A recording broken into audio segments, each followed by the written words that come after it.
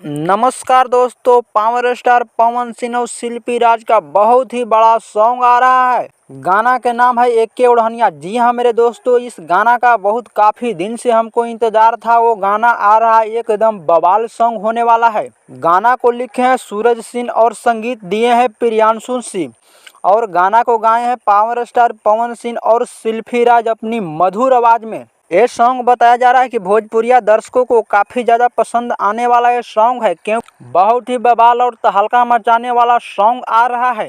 Video गाने में नजर आने वाले हैं पावर स्टार पवन सिंह और डिम्पल सिंह। जी हाँ मेरे दोस्तों, डिम्पल सिंह एकदम बवाल लुक में, अलग लुक में ये गाना आने वाला है।